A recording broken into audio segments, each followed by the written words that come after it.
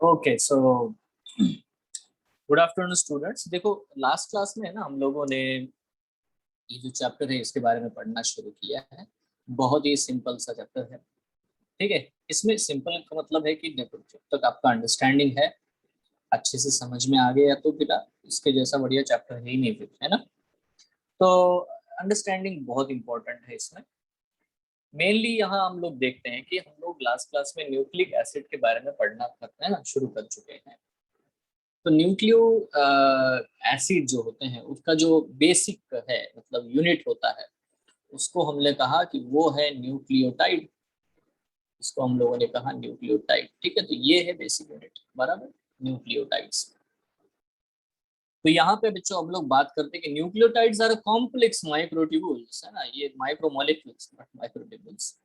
तो ये माइक्रोमोलिक्यूल्स है विच मतलब ये यूनिट है एक्चुअली, है ना, they are the unit molecules which form a part of the information transport system in cells। तो ये देखो, जो भी इंफॉर्मेशन कैरी होती है ना, एक जनरेशन से दूसरे जनरेशन में, उसमें बेटा इनका बहुत बड़ा योगदान है, रोल है न्यूक्लियोटाइड्स का। तो they are the basic units of the nucleic acids. ठीक है, तो ये बेसिक यूनिट है। और एक इवन ये भी करते हैं कि बेटा कि ये न्यूक्लियोटाइड सिर्फ energy transfer, sorry, information transfer के अलावा वो एनर्जी ट्रांसफर में भी रोल प्ले करते हैं। देखो, हम लोग जब भी एटीपी ये वर्ड बोलते हैं यार, तो ये क्या है? एडेनोसिन है, एडेनाइन, ए फॉर एडेनाइन। तो adenine is nucleotide adenosine triphosphate, है ना। तो इसके बारे में भी हम लोग पढ़ेंगे। तो जब हम लोग बात करते हैं न्यूक्लियोटाइड के बारे में, तो इसका कंपोजिशन क्या है? What is the composition of the molecular, है ना, एंड मॉलिक्यूलर स्ट्रक्चर। तो nucleotide contains carbon, hydrogen, oxygen, nitrogen, phosphorus, ये सारी चीजें उसमें होती है ना। ये हाइड्रोकार्बन है with phosphorus with nitrogen. Each nucleotide is made up of cyclic nitrogenous bases, है ना। लास्ट क्लास में मैंने बताया था प्यूरिन पायरिमिडिन, आज भी देखेंगे हम लोग। पेंटोस शुगर है एंड, है ना, ऑन 1 to 3 फॉस्फेट ग्रुप्स, है ना, 1 to 3 फॉस्फेट ग्रुप प्रेजेंट हो सकते हैं। सो तो सबसे पहले बेटा हम लोग नाइट्रोजनस बेस के बारे में बात करते हैं, first of all, and nitrogenous bases के बारे में बात करते हैं। तो जैसे कि मैंने लास्ट क्लास में आपको, है ना, लास्ट लेक्चर में हमने दो प्रकार के नाइट्रोजनस बेसिस के बारे में पढ़ा था। एक था पेरिमिडीन और एक है प्यूरिन, है ना। पेरिमिडीन कौन कौन से है? देखो, साइटोसिन, यूरासिल, थाइमिन, ये पेरिमिडीन है ना। ये heterocyclic ring is formed of the 4 carbon, 4 carbon से बनता है, एंड 2 नाइट्रोजन एटम्स है। मैंने पोजीशन दिखाई थी बेटा आपको 1 and 3, ये याद रखना है, 1 and 3, बराबर है, 2 nitrogen. And the nitrogen atoms are present on the first and third position, and these atoms in the ring are numbered clockwise। तो हम लोग उसको clockwise नंबर देते हैं। जैसे कि यहाँ पे ये हमने स्ट्रक्चर लास्ट क्लास में देखा था, ये 1 है, फिर ये 2 है, ये 3। तो इस तरह से क्लॉकवाइज मैनर में हम लोग उनको नंबर देते हैं। सो रिमेम्बर, ऐसे उल्टे घुमाने नहीं है, ठीक है। क्लॉकवाइज मैनर में बेटा हम लोग इसको नंबरिंग भी देते हैं। तो यहाँ पे आपको 100% बेटा देखो ये दिखाई दे रहा है कार्बन नंबर, है ना, 1 पोजीशन और 3rd पोजीशन के ऊपर आपको नाइट्रोजन दिखाई दे रहा है। तो ये है ना, पेरिमिडीन, जो कि मोनोसाइक्लिक होता है। तो पेरिमिडीन आर मोनोसाइक्लिक, ठीक है। नाउ प्यूरिन जो होते हैं वो है एडेनिन और guanine, and these are formed of the 2 rings. इसमें 2 रिंग होते हैं, one hexagonal pyrimidine ring and an imidazole, है ना, imidazole ring of the 5 arcs, ठीक है। तो imidazole का मतलब नाइट्रोजन कंटेनिंग होता है। सो pyrimidine ring is a formed of 4 carbons, इसमें 4 कार्बन होते हैं। देखो इसमें भी आपको दिखने को मिल रहे हैं 4 कार्बन्स एंड 2 नाइट्रोजन एटम्स, ठीक है। तो जब हम लोग, है ना, pyrimidine में देखेंगे, these are numbered anti clockwise, ठीक है। अब यहाँ पे नोटिस करना, इसका जो नंबरिंग है वो एंटी क्लॉकवाइज है, ठीक है। और दूसरा जो है pyrimidine के अलावा जो imidazole रिंग है, shares 4th and 5th carbons with the pyrimidine ring and has a 2 nitrogen atoms at the 7th and 9th position। तो हम लोग ये तो देख रहे हैं, ये जो मतलब पहला वाला जो रिंग है ना, फर्स्ट रिंग, इसको हम लोग यहाँ पे ले लें। ये जो रिंग है बच्चों, ये वाला pyrimidine रिंग है ना, ये वाला, है ना, ये जो पहला है जो हेक्सागोनल है, और ये इमिडाजोल रिंग है जो उसको अटैच्ड है, ठीक है। तो इस तरह से बच्चों यहाँ पे हमें अलग जो है रिंग्स आपको देखने को मिलते हैं।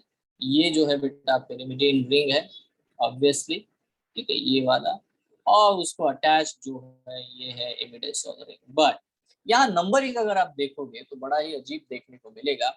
इट्स एंटी क्लॉकवाइज नंबरिंग, ठीक है, आपको दिखना को मिल रहा है, this is anti clockwise numbering, ठीक है, 1 2 3 4 5 6, और यहाँ है 7 8 एंड 9, ठीक है। So this way we have to understand. और यहाँ पे भी बेटा वही है ना, कार्बन जो भी नाइट्रोजन का पोजीशनिंग है वो 1 है, 3 है, 7 है और 9 है, ठीक है। तो मैंने लास्ट क्लास में बताया था कैसे इसको याद रखना है, हाउ टू रिमेम्बर इट, ठीक है, कैसे याद रखना है। तो ये सारे ही बेटा क्या है रे, ऑड नंबर है, 1 3 7 9, ठीक है। इसमें भी 1 और 3 होता है pyrimidine में, दैट्स इट। नाउ दूसरा एक ग्रुप इसमें प्रेजेंट है न्यूक्लियोटाइड में, वो है फॉस्फोरिक एसिड। अब देखो फॉस्फोरिक एसिड मतलब बहुत ही साधारण सी बात है, फॉस्फोरिक एसिड है और कुछ नहीं है। So it is made up of 3 acid groups. The acid group reacts with the OH group of the ribose or deoxyribose to form a pentose monophosphate ester। तो यहाँ पे देखो हम लोगों को ये समझना है कि अगर है ना एक ही फॉस्फेट है तो उसको मैं AMP बोलूंगा, एडेनोसिन मोनोफॉस्फेट। तो इसको मैं पेंटोज, हम लोग आगे पढ़ेंगे, ये नाम जो है पढ़ेंगे। बट देखो what is actually the phosphoric acid, you know it, आपको पता है H3PO4 है ना, ये कंपोनेंट है, H3PO4 ये कंपोनेंट है डेफिनेटली। मतलब एक सेंटर में P लिखो, यहाँ पे एक O लिखो, यहाँ OH है, यहाँ OH है, यहाँ OH है, ठीक है। तो इस तरह से ये आपको स्ट्रक्चर देखने को मिलता है। It's a simple one. इसको आप अलग ढंग से भी देख सकते हो, मतलब विथ चार्ज देख सकते हो, जैसे कि ये देखो, यहाँ सेंटर में फॉस्फेट है, ये ऑक्सीजन है, ये ऑक्सीजन है, ये ऑक्सीजन है, ये ऑक्सीजन है। बट क्योंकि इन्होंने प्रोटॉन को खो दिया है तो they have a negative charge. तो बेटा ये हमें समझना है कि क्योंकि ये प्रोटॉन यहाँ पे निकल जाते हैं तो इसीलिए इसको हम फॉस्फोरिक एसिड कहते हैं, एसिडिटी जो है। या तो हम लोग ये कहते हैं कि डीएनए को नेगेटिव चार्ज है, DNA have a negative charge, why, because उसका जो फॉस्फेट ग्रुप है उसके ऊपर नेगेटिव चार्ज आपको देखने को मिलेगा। सही है, क्लियर है ना, नेगेटिव चार्ज क्यों है, वो एसिडिक क्यों है। तो that is the simplest thing we have to understand, ठीक है, सिंपल है ना, simple, very simple thing. So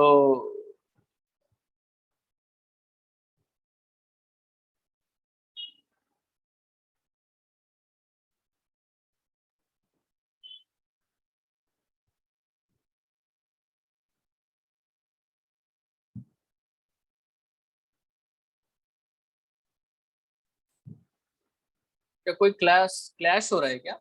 yes बच्चों, हेलो, यस सर। क्लैश हो रहा है, कौन सा क्लास क्लैश हो रहा है? सर पता नहीं। क्लास मुझे लगता है फाउंडेशन जो न्यू वाले हैं, ड्यू है ना, उनका कोई इशू है। सर अभी मैथ्स लेक्चर भी है ना। हाँ वो तो है। सर वो तो एवरी वीक हाँ वो तो हमेशा ही होता है। सर वो एवरी वीक होता है, वो क्लास नहीं होता है आज हाँ क्लास। नहीं, मतलब मुझे ऐसा लग रहा है कि न्यू जो वाले हैं उनका भी कोई है यहाँ पे, आपके अपने से कोई न्यू वाले हैं कि सारे सिर्फ फाउंडेशन बिल्डर वाले हैं? Sir foundation builder new. Sir सब मैं भी लोग आ गए फाउंडेशन हैं। Builder new. अच्छा, आया नहीं, बढ़िया है फिर तो, मतलब न्यू वालों को कोई दिक्कत नहीं, फाउंडेशन बिल्डर वालों का दिक्कत है, आई डोंट नो व्हाटएवर, ठीक है। सो यहाँ पे हम लोग बेटा सिंपली बात करते हैं, देखो बहुत ही क्योंकि इम्पोर्टेंट है, फिर बाद में है ना समझने वाली बात यह है कि why DNA have a negative charge. पहला तो है DNA have the negative charge, why, because it has that phosphoric group. So when it will lose its protons, you know, वो तो लूज करेगा ही क्योंकि वो सॉल्यूशन में है उधर साइटोप्लाज्म में, न्यूक्लियोप्लाज्म में, तो डेफिनेटली बेटा it is always a negatively charged, you know. तो इस तरह से ये रहा फॉस्फोरिक एसिड के बारे में। बाकी ये कैसे ज्वाइन होता है एडेनिन के साथ में, या नाइट्रोजनस बेसिस कैसे बनाते हैं, न्यूक्लियोटाइड कैसे बनते हैं, दैट विल सी, ठीक है। एक और चीज है यहाँ पे जो है शुगर मॉलिक्यूल। अभी शुगर मॉलिक्यूल जो है उसको हम लोग बोलते हैं पेंटोज शुगर। तो sugar of nucleotides include pentose sugars and are either deoxyribose or ribose। अब यार ये बहुत ही सिंपल है। इसमें क्या है, देखो 5 कार्बन है यहाँ पे, अगर आप देखोगे तो carbon number 1, carbon 2, 3, 4 and 5th carbon जो है वो एक्चुअली जो है बेटा ये 5th है। तो 5th कार्बन जो है वो रिंग के बाहर है, रिंग के आउटसाइड है ना, वो 5th कार्बन प्रेजेंट है। ठीक है, so if this is a simple thing you know, तो यहाँ पे एक चीज नोटिस करने वाली है कि अगर आप यहाँ सेकंड कार्बन की पोजीशन देखोगे, यहाँ पे अगर आप सेकंड कार्बन की पोजीशन देखोगे और यहाँ पे सेकंड कार्बन की ये पोजीशन देखोगे, तो आपको दिखाई दे रहा है एक सिंपल सा डिफरेंस। क्या डिफरेंस है कि एक साइड में सेकंड कार्बन पे H प्रेजेंट है और दूसरे साइड में कार्बन सेकंड कार्बन पे HOH प्रेजेंट है। तो on the second carbon there is the absence of oxygen in the first group, है ना। इसमें आप देखोगे कि यहाँ पे बच्चों आपको देखने को मिल रहा है 100% जो ऑक्सीजन है वो एब्सेंट है, इसीलिए इसको मैं डीऑक्सीराइबोस कहता हूँ। 2-deoxyribose हम लोग कहते हैं, most precisely it's called as what, the 2-deoxyribose। अब ये 2 क्या रिप्रेजेंट कर रहा है, it's on the carbon 2, second carbon के ऊपर एक ऑक्सीजन की कमी है, इसीलिए इसको हम लोग कहते हैं बेटा 2-deoxyribose। It's simple. तो ये जो शुगर मॉलिक्यूल है यहाँ पे दिखाई दे रहा है, बहुत ही इजीली बेटा आप अच्छे से समझ सकते हो। नाउ यहाँ हमें नोटिस करना है कि दीज आर स्मॉल पिरामिडिन्स और प्यूरिन्स के बीच में डिफरेंसेस जो मैंने अभी बोले हैं वही सारे डिफरेंसेस बच्चा यहाँ पे लिखे हुए हैं। यहाँ 6 एटम्स होते हैं प्यूरिमिडिन में और प्यूरिन्स में बेटा 9 एटम्स होते हैं। ठीक है, और नंबर्स आपको पता हो गया है, फर्स्ट और थर्ड नंबर पे नाइट्रोजन है, यहाँ पे फर्स्ट, थर्ड, 7th, 9th इन नंबर के ऊपर नाइट्रोजन प्रेजेंट है ना। बाकी सारी चीजें बहुत ही सिंपल है बच्चों, है ना। नाउ अब देखो फॉर्मेशन के बारे में अगर हम लोग बात करते हैं न्यूक्लियोसाइड एंड न्यूक्लियोटाइड के, नाइट्रोजनस बेस, जो भी नाइट्रोजनस बेस के बारे में बात कर रहे हैं, molecule is joined to the sugar molecule by a glycosidic bond. तो हम लोग ये सब कुछ पढ़ने की बजाय हम लोग सीधा डायग्राम यहाँ पे देखते हैं जिससे हमें प्रॉपर अंडरस्टैंडिंग होती है। देखो यहाँ पे हमारे सामने बिल्कुल सिंपली अगर आप नोटिस करते हो तो बच्चों यहाँ पे हमारे सामने है ये मॉलिक्यूल जिसको हम लोग कह रहे हैं पेंटोस शुगर। तो ये पेंटोस शुगर है, ठीक है, ये डीऑक्सीराइबोस है। इधर बेटा हम लोग दूसरा एक कलर ले लेते हैं, this is what the ribose sugar. ठीक है, क्योंकि यहाँ पे आप देख सकते हो how OH is present and here you can see how the end only H is present.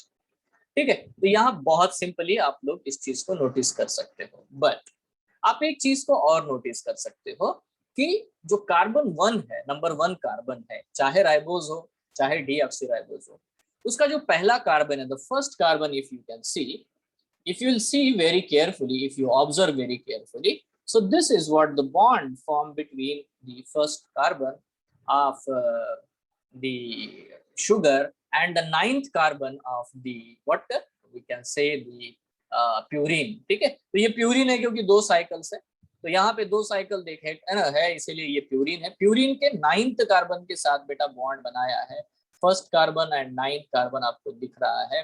इस बॉन्ड को हम लोग ग्लाइकोसाइडिक बॉन्ड कहते हैं। This bond is called as the glycosidic bond, you can see here. ठीक है, तो आप ग्लाइकोसाइडिक बॉन्ड को देख सकते हो। Same thing you can see very carefully, if you see it very carefully here, तो आपको देखने को मिल रहा है बेटा first carbon of the sugar molecule attached to the first carbon of the what we can say the pyrimidine. ठीक है, पायरिमिडीन जो होता है उसका फर्स्ट कार्बन, इसका फर्स्ट कार्बन यहाँ पे बेटा कनेक्ट हो रहे हैं और वहां पे भी आपको बॉन्ड बनते हुए दिखाई दे रहा है, वो है ग्लाइकोसाइडिक बॉन्ड। तो बेटा ग्लाइकोसाइडिक बॉन्ड का क्या मतलब है? ग्लाइकोसाइडिक बॉन्ड का सिंपल मतलब ये है कि the bond between the sugar molecule and the nitrogenous base. ठीक है, तो जो नाइट्रोजनस बेस है और शुगर मॉलिक्यूल है ना, तो उसमें जो कार्बन 1 होता है शुगर मॉलिक्यूल का, वहां पे ग्लाइकोसाइडिक बॉन्ड बनेगा। तो ये सिंपल है, बहुत ही सिंपल है ना। देखो यहाँ पे अब इसके बाद में हमें एक और बार समझा सकते हो? नहीं क्या बेटा? सर वो डायग्राम सर ये वाला ये बहुत आसान है, बहुत ही आसान है, इसमें कुछ भी मुश्किल नहीं है। देखो ये है पेंटोज शुगर, यहाँ है कार्बन 1, कार्बन 2, कार्बन 3, कार्बन 4 और यहाँ होता है कार्बन 5, मतलब ये मॉलिक्यूल।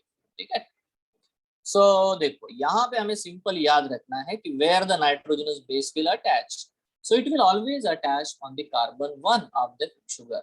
यहाँ पे अटैच होगा नाइट्रोजनस बेस। ठीक है, pyrimidine है तो 1 कार्बन इधर 1 पोजीशन, यहाँ पे देखो प्यूरिन है तो 1 कार्बन इधर 9th पोजीशन। ठीक है, जो बॉन्ड बन रहा है उसको हम लोग ग्लाइकोसाइडिक बॉन्ड कह रहे हैं। ठीक है, यस, है ना।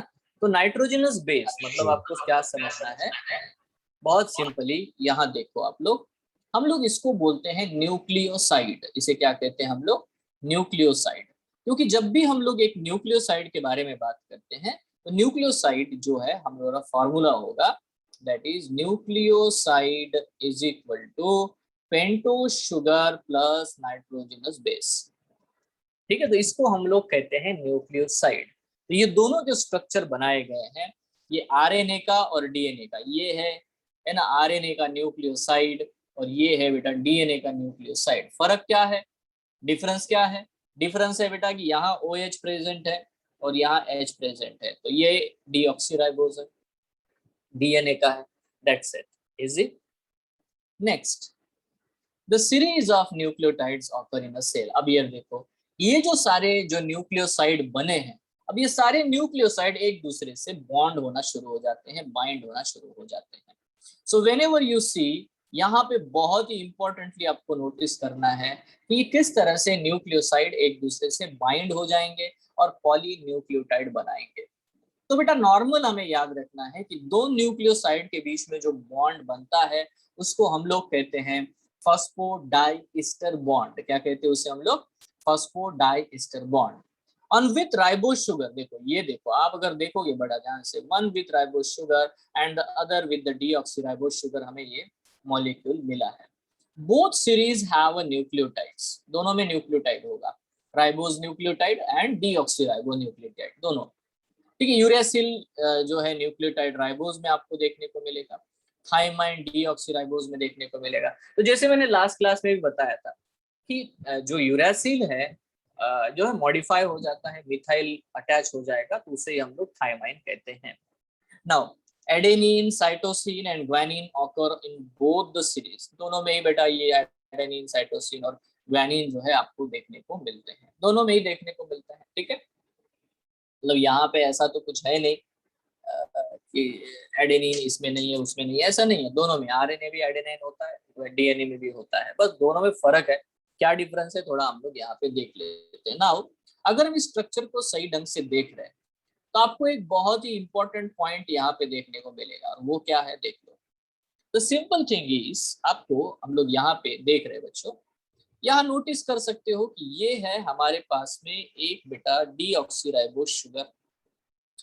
ठीक है, ये डीऑक्सीराइबोज शुगर है और उसको यहाँ पे कार्बन 1 पे बेस, नाइट्रोजनस बेस अटैच हो चुका है। ठीक है, तो here there is a base, nitrogenous base attached. Now if you see, this is another one, ये एक है, यहाँ पे बेटा एक बेस आपको देखने को मिल रहा है, नाइट्रोजनस बेस अटैच हो चुका है, चाहे ए हो चाहे बी हो, अभी वही देखेंगे आप। ठीक है, तो ए हो बी हो, ये जो है ये डिफरेंस हमको देखने को मिलता है, बिल्कुल सिंपल। नाउ देखो, अभी तक है ना, जब तक मैं नाइट्रोजनस बेस को शुगर के साथ में जोड़ता हूं तो उसे मैं कहता हूं बेटा न्यूक्लियोसाइड। ठीक है, उसे मैं क्या कहता हूं, न्यूक्लियोसाइड। नाउ हमारे पास एक सिंपल सा फॉर्मूला है जो आपको याद रखना है, वो ये है कि व्हाट इज न्यूक्लियोटाइड। देखो, न्यूक्लियोटाइड का सीधा मतलब होता है बच्चों न्यूक्लियोसाइड प्लस फॉस्फेट ग्रुप। मतलब जो न्यूक्लियोसाइड बना उसके साथ आप फॉस्फेट ग्रुप अटैच कर दो तो उसे बोलते हैं बेटा न्यूक्लियोटाइड। ये डिफरेंस है दोनों में। ठीक है, मतलब जब भी न्यूक्लियोटाइड बनेगा मतलब बॉन्ड बनाएगा, वो आगे चल करके बॉन्ड बनाने के चांसेस बढ़ेंगे। So now you can see here, यहाँ पे आप देख सकते हो, मैं यहाँ अलग कलर ले लेता हूँ और आपको दिखाई दे रहा है बेटा, यहाँ है फॉस्फेट ग्रुप और ये फॉस्फेट ग्रुप कहाँ अटैच है, on the 5th carbon, it's not attach on the 5th carbon. तो इस सिंगल मॉलिक्यूल को हम बोलते हैं न्यूक्लियोटाइड। मतलब न्यूक्लियोटाइड में तीन चीजें होती है, एक होता है नाइट्रोजनस बेस, एक होता है राइबोस शुगर या डीऑक्सीराइबोस शुगर, और एक होता है बच्चों phosphate group.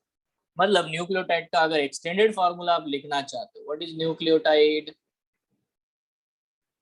Is equal to pentose sugar plus nitrogenous base plus phosphate group. Pentose sugar nitrogenous base plus phosphate group, pentose sugar pentose sugar nitrogenous base and phosphate group, ये तीनों मिला करके बना क्या बेटा, ये तीनों मिला करके बना न्यूक्लियोटाइड। इसके भी नीचे आप देखो, ये देखो नाइट्रोजनस बेस है, पेंटोस शुगर है और फॉस्फेट ग्रुप है। तो ये वाला फॉस्फेट ग्रुप है आपको दिखाया जा रहा है, but understand this very carefully. अब दो न्यूक्लियोटाइड है मेरे पास में, नीचे एक न्यूक्लियोटाइड है, ऊपर एक न्यूक्लियोटाइड है, ठीक है। अब आप नोटिस कर सकते हो कि ये जो न्यूक्लियोटाइड है यहाँ पे, थोड़ा ध्यान देना बच्चों, बहुत ही सिंपली मैं यहाँ पे आपको बताना चाह रहा हूँ। देखो अगर आप यहाँ पे अगर फोकस करते हो तो ये जो फॉस्फेट है इस वाले का है, नीचे वाले न्यूक्लियोटाइड का फॉस्फेट है। इसने क्या किया देखो, जो थर्ड कार्बन है, जो थर्ड कार्बन का यहाँ OH ग्रुप होता है, थर्ड कार्बन का OH ग्रुप होता है, यहाँ आप नोटिस करो थर्ड कार्बन के ऊपर जो OH ग्रुप प्रेजेंट है, ठीक है, ये वाले का नहीं इसका, ये जो थर्ड कार्बन है यहाँ पे OH ग्रुप था, यहाँ पे OH है, ठीक है, आपको दिखाई दे रहा है। ये जो फॉस्फेट था यहाँ पे बेटा डेफिनेटली इसके पास O है, O है, O है, ये चीज आपको देखने को मिल रही है। तो आप 100% यहाँ नोटिस कर सकते हो किस तरह से बेटा ये दोनों ही जो है ना फॉस्फेट को शेयर कर रहे हैं, ऊपर वाला न्यूक्लियोटाइड और नीचे वाला न्यूक्लियोटाइड जो है फॉस्फेट को शेयर कर रहे हैं। ये है आपका न्यूक्लियोटाइड, ठीक है, इसमें है फॉस्फेट ग्रुप, ये base as well as what the sugar. तो ये जो आपको फॉस्फेट ग्रुप दिखाई दे रहा है इसमें सारे इसके ऑक्सीजन ऑन पोजीशन है, कोई प्रॉब्लम नहीं दिखाई दे रहा है। बट अगर जब ये फॉस्फेट डाइस्टर बॉन्ड बनाते हैं, देखो linking of two deoxynucleotides in a phosphonucleotide chain of DNA through phosphodiester bond, तो बेटा इसने अपना H खो दिया है, इसने अपना बेटा H जो है वो लॉस कर दिया है, मतलब there is a loss of the water H2O molecule, ठीक है। तो ये जो फॉस्फेट होता है वहां से OH चला जाता है एक, और ये जो ऊपर वाला थर्ड कार्बन है उसका एक हाइड्रोजन चला जाता है, H2O लॉस होता है, और जब H2O लॉस होता है तो इनके बीच में एक बॉन्ड बनेगा, इस बॉन्ड को हम लोग बोलेंगे phosphodiester bond, that is called as what the phosphodiester bond. और फॉस्फोडाइस्टर बॉन्ड दोनों न्यूक्लियोटाइड को जोड़ता है। Are you sure? Yes sir वो जो Yes, sir. थर्ड कार्बन में है उसमें तो वो H नहीं, मैं वो अभी करके दिखाने वाला हूँ, पेन एंड पेपर पे करके दिखाने वाला हूँ। अभी तक मैंने सिर्फ एक ही चीज बताई कि फॉस्फोडाइस्टर बॉन्ड किसके बीच में बनेगा, ठीक है, it is the third carbon of the, है ना, जो पहला वाला न्यूक्लियोटाइड है उसका थर्ड कार्बन का OH ग्रुप, और नीचे वाले का पांचवें कार्बन पे फॉस्फेट ग्रुप है, उनके बीच में बॉन्ड बनेगा। इतना क्लियर है ना? तो सर जो फॉस्फेट ग्रुप है वो फिफ्थ कार्बन का है ना? ये फॉस्फेट ग्रुप फिफ्थ कार्बन का है, ठीक है, वो मैं अभी करके दिखाऊंगा। बस मुझे इतना ही बताओ कि बेटा फॉस्फोडाइस्टर बॉन्ड किसके बीच में बनता है, that is only the thing I am asking. Simple thing is third carbon OH of पहले वाला न्यूक्लियोटाइड, करेक्ट है, and then the phosphate group of the नीचे वाला न्यूक्लियोटाइड। इतना क्लियर है? Yes sir. That is Yes, only the sir. Thing, यही important है। और उस बॉन्ड को क्या बोलते हैं? फॉस्फोडाइस्टर बॉन्ड, ठीक है। एक और क्वेश्चन, क्या बेटा ये एक डिहाइड्रेशन प्रोसेस है? यस, क्योंकि यहाँ पे क्या होता है, loss of one water molecule, correct है, यस सर नो, Yes, है sir. ना, there is a loss of one water molecule. तो अगर आपके सामने यहाँ पे ये सारी चीजें हैं, बहुत क्लियरली आपको बातें अगर दिखाई दे रही है, तो देखो यहाँ बहुत ही सिंपली हम लोग देख रहे हैं कि न्यूक्लियोटाइड क्या होता है ये हमने बता दिया।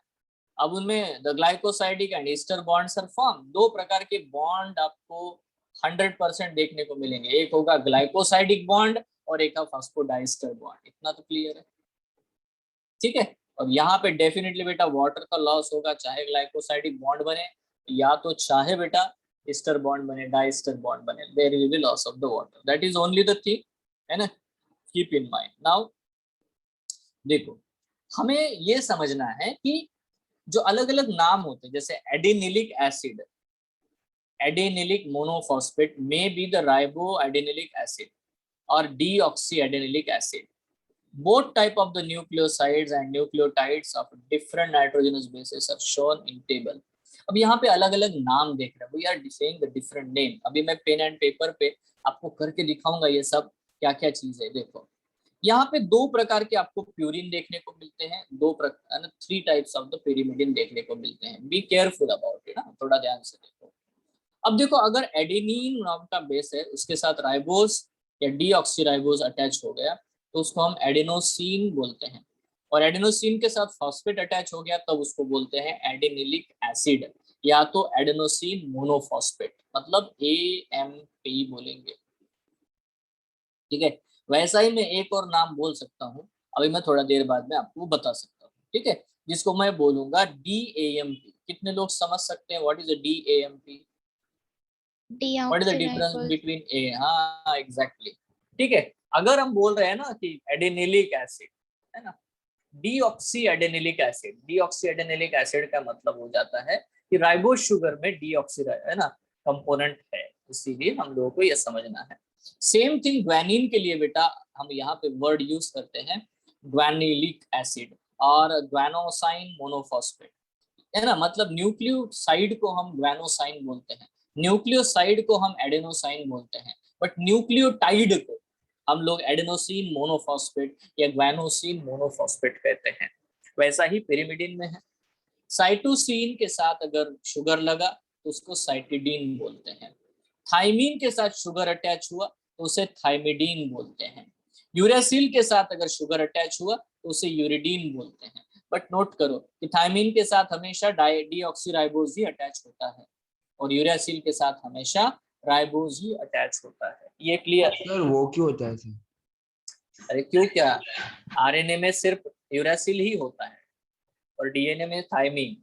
ठीक है, uracil is never seen in the DNA, it is replacement, क्योंकि मैंने आपको लास्ट क्लास में इसका जवाब दिया था। Actually thymine is a modified, Methylated uracil. Yes methylated uracil है। ठीक है, दैट्स इट, जो डीएनए में ही होगा।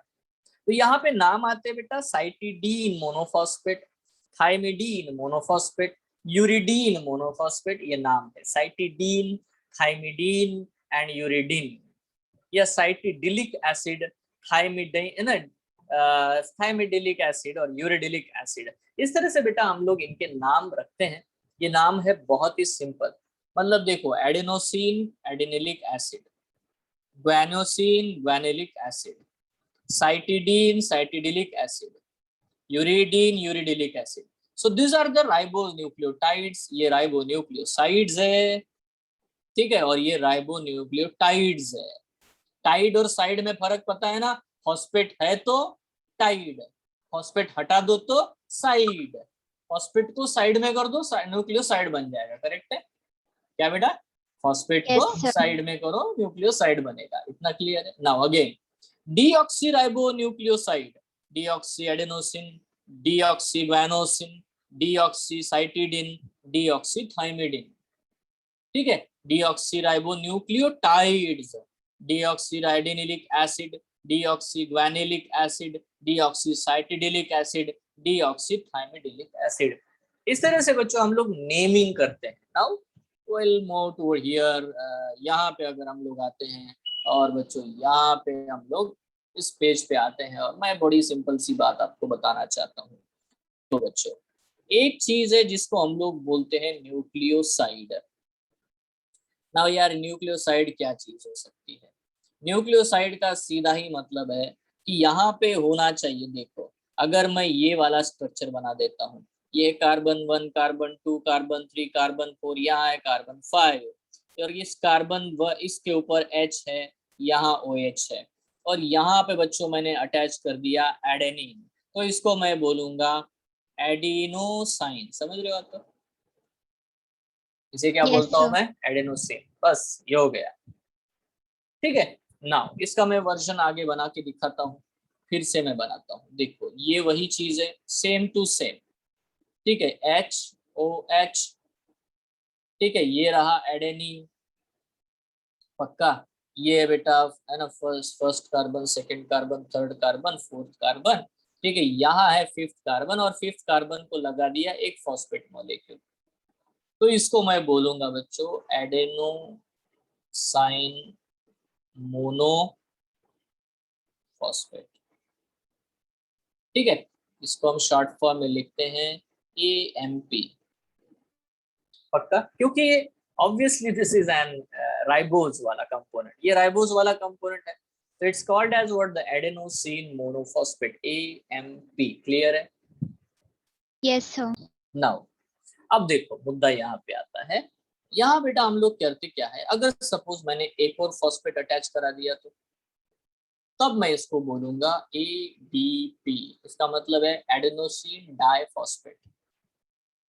ठीक है, एक और फॉस्फेट अटैच किया तो तब मैं इसे बोलूंगा ट्राइफॉस्फेट। ATP। इसको एनर्जी करेंसी बोलते हैं हम लोग, एडेनोसिन ट्राइफॉस्फेट। और इसका यूज हम लोग एनर्जी ट्रांसफर के लिए, एनर्जी स्टोरेज के लिए करते हैं सेल्स में, बराबर है ना। Now suppose if I will use the same, यहाँ पे देखो ये स्ट्रक्चर मैंने बना दिया, ये पहला carbon, second carbon, third carbon, fourth carbon, here there is a fifth carbon. Now understand, यहाँ पे बच्चों यहाँ एडेनिन अटैच है, यहाँ पे सेकंड कार्बन के ऊपर H लिखा है और नीचे भी H लिखा हुआ है। ऑब्वियसली बेटा सारे बच्चे ये हम लोग समझ ले कि this is not only an adenosine. अब इसको बोलेंगे हम लोग डी ऑक्सी एडेनोसिन, करेक्ट है? Yes sir. ठीक है, इसे मैं कहूंगा D oxy adenosine. The same way अगर मैं यहाँ पे बच्चों इसके फिफ्थ कार्बन के ऊपर एक फॉस्फेट अटैच करा देता हूं तब इसको मैं बोलूंगा डी ऑक्सी एडेनोसिन मोनोफॉस्फेट। एक फॉस्फेट ग्रुप फॉस्फोरिक एसिड लगा दिया तो ऐसा होगा। मतलब मैं इसको लिखूंगा एज ए DAMP, जो कि DNA में पाया जाएगा, जिसको as a energy currency use नहीं करते हम लोग। और अगर सपोज बेटा इसको मैंने एक और फॉस्फेट अटैच किया तो ये बन जाएगा DADP। एक और फॉस्फेट अटैच किया तो ये बन जाएगा DATP। अभी आगे इतना एनर्जी हिंड्रेंस होता है कि चौथा फॉस्फेट अटैच होना मुश्किल है, बहुत हाई एनर्जी हो जाती है यार एक ही मॉलिक्यूल के पास में, है ना। So this is what the thing you have to understand. Yes, everyone is clear? यही चीज बेटा हम लोग बाकी भी नाइट्रोजनस बेसिस के साथ कर सकते हैं। अगर मैं यहाँ ग्वानिन लगा दूं तो guanosine, guanosine monophosphate, guanosine diphosphate, guanosine triphosphate. Same way यहाँ पे बेटा ग्वानोसिन लगा दूं तो डीऑक्सी ग्वानोसिन, है ना, करेक्ट है ना, समझ रहे हो ये बच्चों? Yes sir. है ना। नाउ यहाँ पे एक और वर्जन मैं आपको बताना चाहता हूँ, फिर से बड़ा ध्यान से देखना सब लोग, है ना, बहुत ही ध्यान से बेटा चीजों को। अरे क्या हो रहा है, ठीक है। यहाँ पे नॉर्मल बेटा एक सिंपल पॉइंट मैं आपको बताता हूँ बच्चों, ये देखो, ये है पेंटोज शुगर।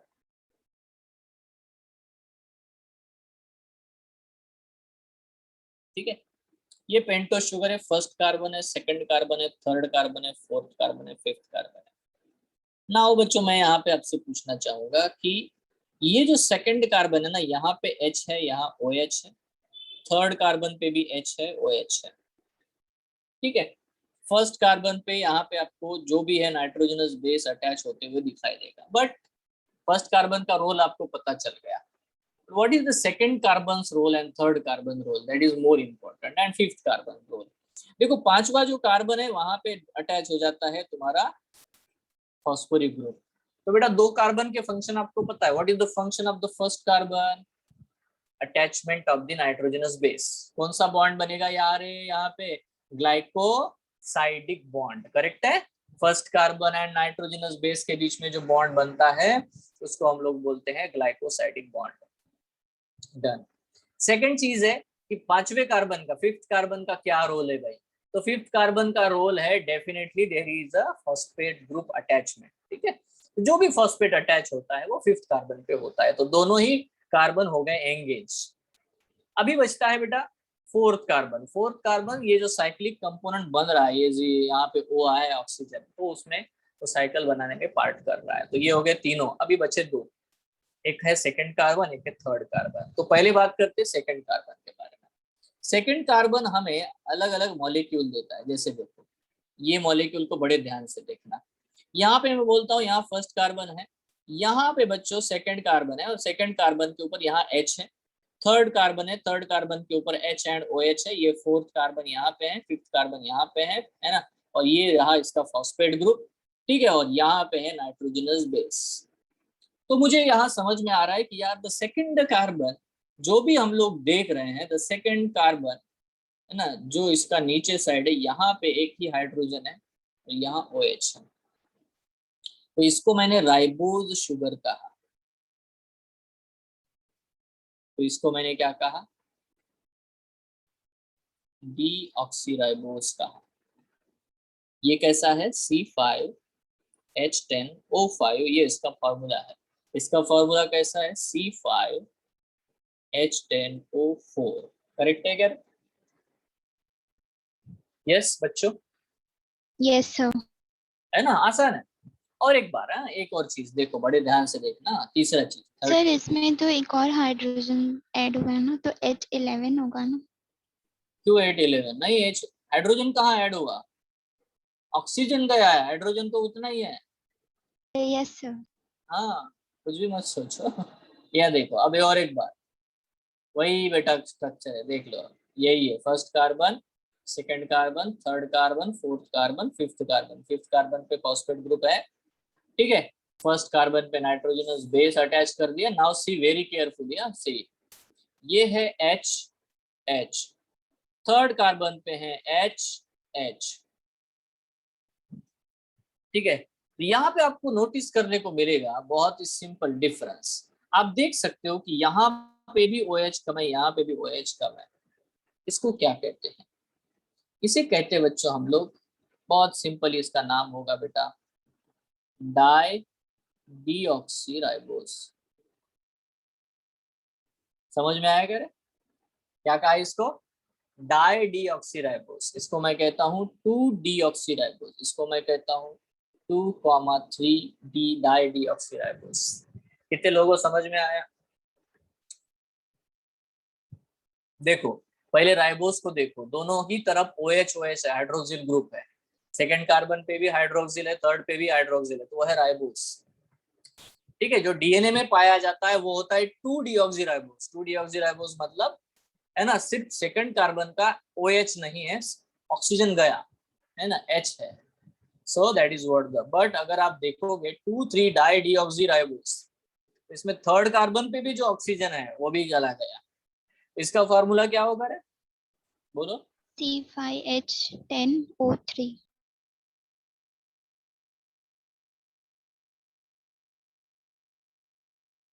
ठीक है, so it's so simple, very simple thing, ज्यादा मुश्किल नहीं है, ठीक है, it's so simple. But now understand this, इसका तो यार RNA में बनाने में यूज होता है, इसका यूज DNA में ही होता है, DNA में, इसका कहाँ यूज होता है? तो इसी चैप्टर में हम लोग सैंगर्स मेथड पढ़ते हैं, सैंगर्स सीक्वेंसिंग मेथड। एक एक्सपेरिमेंट है, सैंगर नाम के साइंटिस्ट ने डिस्कवर किया, जिसको नोबेल प्राइज मिला, है ना, मतलब सीक्वेंस, DNA में कौन सा सीक्वेंस किसके बाद क्या आता है, कौन सा न्यूक्लियोटाइड, इसको पहचानने वाली जो सिस्टम है, उसमें बेटा ये मॉलिक्यूल उसने यूज किया था, जिसका नाम है डाई डीऑक्सीराइबोस, ठीक है। तो हम लोग उतना डिटेल में नहीं जाएंगे, बस आपका अंडरस्टैंडिंग बने इसलिए मैंने तीसरी चीज भी आपको समझा दी। यस एवरीवन, क्लियर है? Yes sir. है ना। नाउ देखो, अब यार हम लोग राइबोस शुगर को लेते हैं, इसको लेते हैं, ठीक है, इसको यहाँ पे कंसिडर करते हैं, इसको बड़े ध्यान से देखना बच्चों।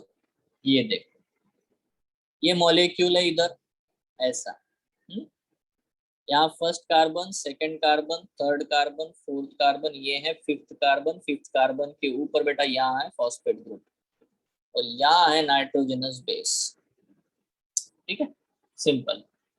नोटिस करो कि सेकंड कार्बन के ऊपर on the second carbon there is HOH।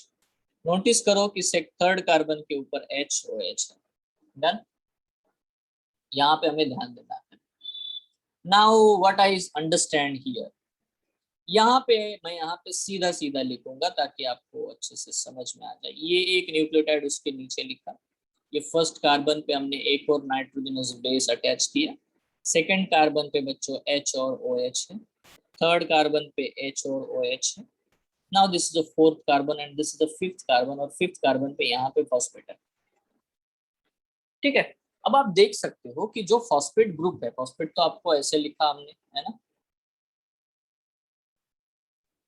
है कि नहीं, इस तरह से लिखा हम लोगों ने, यस, है ना, इसका OH है, इसका OH है, इसका OH है, इस तरह से बेटा हम लोगों ने लिखा। ठीक है, तो होता क्या है कि ये जो फॉस्फेट है इसके पास में देखो ये एक OH है, ये एक OH है, ये इतने सारे OH ग्रुप प्रेजेंट है ना। और अगर आप देखो यहाँ पे ऊपर ये जो मॉलिक्यूल आपको दिख रहा है, जो थर्ड कार्बन है ऊपर वाले का, इस पे भी OH प्रेजेंट है। ठीक है, नाउ सपोज अगर ये OH लॉस हो जाए तो, है ना, if there is a loss of one OH molecule, बराबर है, करेक्ट है, इसका एक OH चला गया और ये जो है थर्ड कार्बन ऊपर वाला, इसका एक H चला गया। ठीक है, तो इसके केस में क्या है, ये अपने आप को बैलेंस करने के लिए यहाँ पे एक बॉन्ड बना देगा, the bond, there will be loss of one molecule of the H2O। तो जिस तरह से मैंने वो O वाला दिखाया था आपको, तो your will there will be a bond, और इसी बॉन्ड को हम लोग फॉस्फोडाइस्टर बॉन्ड कहते हैं। इसी को हम लोग क्या कहते हैं, फॉस्फोडाइस्टर बॉन्ड कहते हैं, जो यहाँ बनेगा by the loss of the water molecule. ठीक सर है, फॉरगेट दोनों में अबाउट केमिस्ट्री, छोड़ो, इसमें केमिस्ट्री में सर मत जाओ। हाँ, केमिस्ट्री में मत जाओ, मैं जो चीज दिखाने जा रहा हूँ उसको पढ़ा पहले ध्यान से देखना। हाँ, केमिस्ट्री में बाद में जाना, फर्स्ट इसका बायोलॉजी समझो वन क्लियरली। मैं जो बोलने जा रहा हूँ इसको कंप्लीट सुनना। बच्चों, बॉन्ड जो बना वो कौन से कार्बन के बीच में बना, can you tell me? Sir 5 और 3। बिल्कुल, बस यही चाहिए। अगर आपको उल्टा बोलना है तो, जैसे कि मैं बोलूं 3 and 5, ऐसा ही बॉन्ड बनाना, ऊपर वाले का 3, पहले वाले का 3, नीचे वाले का 5, तो बॉन्ड कैसा बना? जो भी फॉस्फोडाइस्टर बॉन्ड बनता है, phosphodiester bond is always 3' to 5', correct है? तो third carbon to 5 carbon, correct है? Yes yes everyone, sir. बड़े ध्यान से सुनो यार, ये कंसेप्ट बिल्कुल क्लियरली समझो। ठीक है, किस कहाँ का ऑक्सीजन गया, क्या, ये केमिस्ट्री है, डोंट गो इनटू दैट, वो नहीं पूछेंगे आपको, है ना। जो आपको पूछेंगे वो पहले अंडरस्टैंड करो।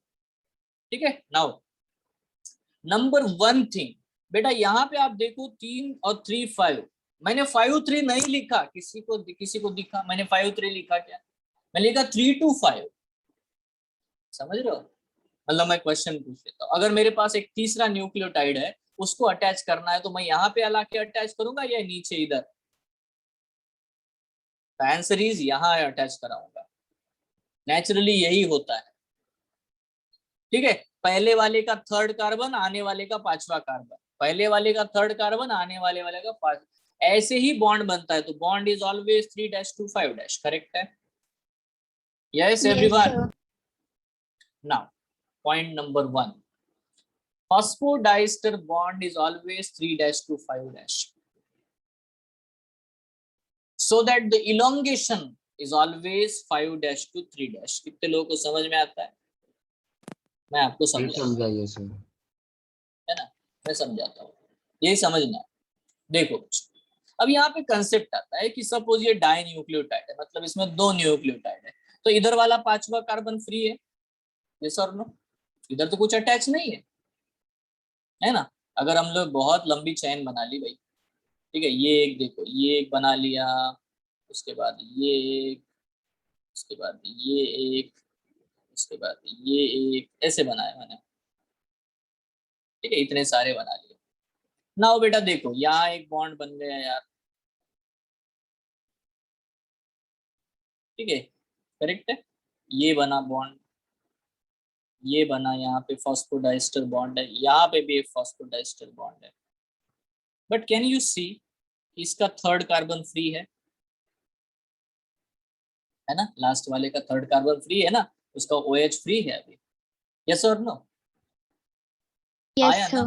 है ना। Now again, can you see, जो पहला वाला है उसका फॉस्फेट ग्रुप फ्री है on the fifth carbon. Yes sir. इसका मतलब किसी भी न्यूक्लियोटाइड में पोलैरिटी होती है। पोलैरिटी होती है का मतलब क्या है? It always have a 5' end and the 3' end. 5' end का मतलब होता है जिस साइड में उसका फॉस्फेट ग्रुप फ्री है, पांचवा कार्बन का फॉस्फेट ग्रुप फ्री है। और 3' end का मतलब होता है इट्स ऑलवेज वन एंड, है ना, is always have a 3/3 carbons OH group free. Yes, आपको समझ में आती है बात? And the direction is always this. मतलब जो नया आएगा, बोलो। इनवर्स भी हो सकता है ना क्या सर? 5-3' तो फिर 3' 5' भी हो सकता है ना? क्या 3', 5'? 3', 5' नहीं होगा। The strand is always form in the direction of 5 to 3. Why? Because the phosphodiester bond always forms in 3 to 5. क्योंकि फॉस्फोडाइस्टर बॉन्ड बनेगा, यहाँ पे नया आएगा, एक और आएगा, यहाँ पे आएगा, ये इसका OH ग्रुप फॉस्फेट के साथ में एक H2O लॉस करेगा, अब ये वाला फ्री हो जाएगा, ये बन जाएगा 3' end। ठीक है, तो हाँ, तो ऑलवेज, क्योंकि फॉस्फोडाइस्टर बॉन्ड की डायरेक्शन हमेशा 3/5' होती है, इसलिए जो न्यू है ना, मतलब जो डीएनए का जो एक्सटेंशन होता है, मतलब पॉलीन्यूक्लियोटाइड का एक्सटेंशन हमेशा 5' to 3' होता है।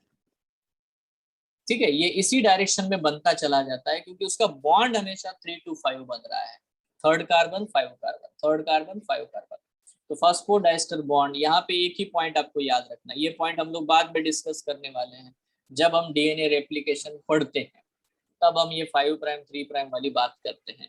राइट नाउ मैं एक ही पॉइंट आपसे जानना चाहता हूँ या मैं बोलना चाहता हूँ, ये कि फॉस्फोडाइस्टर बॉन्ड का डायरेक्शन जो होता है वो हमेशा 3 to 5 होगा। Is it clear? यही बेसिक है, इतना ही बेसिक अभी मैं बताना चाहता हूँ। यस और नो? इसका इम्प्लीकेशन ये है बाद में जो हमें फिर से दिखेगा। यस सर 3' और 3' में फर्क क्या है? वही है, प्राइम बोलो डैश बोलो सेम है। Okay, yes sir. हाँ, तो सर 3 और 5 वो कार्बन है ना, 3rd कार्बन और 5th कार्बन। और क्या, हम ओके, कार्बन की साइड ही तो बोलते हैं, और क्या, कौन से कार्बन साइड में फ्री है, that's it. Yes sir. So that is the only thing you have to understand. So इस तरह से बेटा फॉस्फोडाइस्टर बॉन्ड बनेगा। तो phosphodiester bond is always 3 to 5, इसीलिए पॉलीमराइजेशन इज ऑलवेज 5 to 3। ठीक है, सो आगे चलते हैं। नाउ देखो, जैसे मैंने अभी आपको बताया कि ये जो एटीपी बनता है, जीटीपी बनता है, टीटीपी बनता है, जब भी बनेगा तो उसमें जो बॉन्ड होते हैं, मतलब देखो ये है एडेनिन मॉलिक्यूल। ठीक है, अब इस एडेनिन एडेनोसिन को अगर मैंने एक फॉस्फेट लगा दिया तो ये लो एनर्जी बॉन्ड है, बट इसको जब दूसरा फॉस्फेट अटैच करता हूँ या तीसरा फॉस्फेट अटैच करता हूँ तो ये दोनों जो बॉन्ड है ना, ये बहुत हाई एनर्जी वाले हैं, है ना। 7.3 किलो कैलोरीज, इतनी हाई एनर्जी इनमें होती है। इसीलिए ये जो है ना, guanosine diphosphate and guanosine triphosphate, then cytidine diphosphate, cytidine triphosphate, thymidine diphosphate, thymidine triphosphate, uridine diphosphate, uridine triphosphate, ये हाई एनर्जी न्यूक्लियोटाइड है। ठीक है, इनको हम लोग क्या बोलते हैं? हाई एनर्जी न्यूक्लियोटाइड, और हायर न्यूक्लियोटाइड्स हम लोग इनको कहेंगे, क्योंकि फॉस्फेट अटैच होने से उनकी एनर्जी बढ़ रही है, दैट्स इट। ठीक है, फॉस्फेट अटैच हो रहा है इसीलिए एनर्जी बढ़ रही है, इंक्रीज हो रही है, तो इसी को हम लोग बोलते हैं high energy bond, that's it. Is it clear? Yes बच्चों, बस बढ़िया है। ठीक है, तो बेटा क्या फंक्शन है न्यूक्लियोटाइड का, क्या यूज होता है? देखो, न्यूक्लियोटाइड में जैसे कि purines and pyrimidine nucleotides polymerizes to form nucleic acids. High energy bonds of purine and pyrimidine nucleotides, ये क्या करते हैं? Store energy. ठीक है, एनर्जी स्टोर करने में मदद करते हैं। प्यूरिन है ना, तो न्यूक्लिक एसिड बनाने में मदद कर ही रहे हैं, बट एनर्जी भी स्टोर करने में मदद कर रहे हैं। ठीक है, देखो ATP on hydrolysis of the bonds releases energy, तो जो भी एनर्जी डिपेंडेंट रिएक्शन है वो करने में मदद करते हैं। Nicotinamide and ribonucleic riboflavin nucleotides, ये जो है ये न्यूक्लियोटाइड्स कोएंजाइम का काम करते हैं, ये भी न्यूक्लियोटाइड्स है। ठीक है, निकोटिनामाइन, राइबोफ्लेविन, ये न्यूक्लियोटाइड के मॉडिफिकेशन है।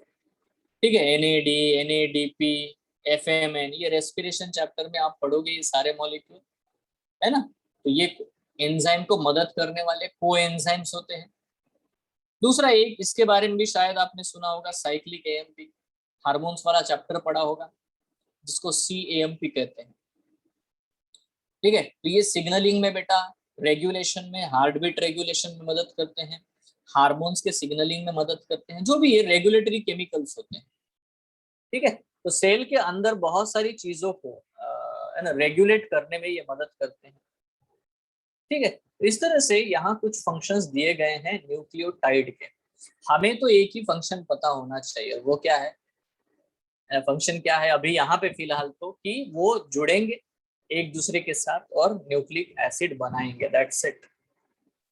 ठीक है, तो smallest unit of genetic material क्या होता है बेटा, है ना, विच when mutated produce a phenotype. ये तो यार अलग ही प्रकार का क्वेश्चन यहाँ पे आ गया, अभी तक हमने पढ़ा नहीं सिस्ट्रॉन के बारे में कुछ नहीं।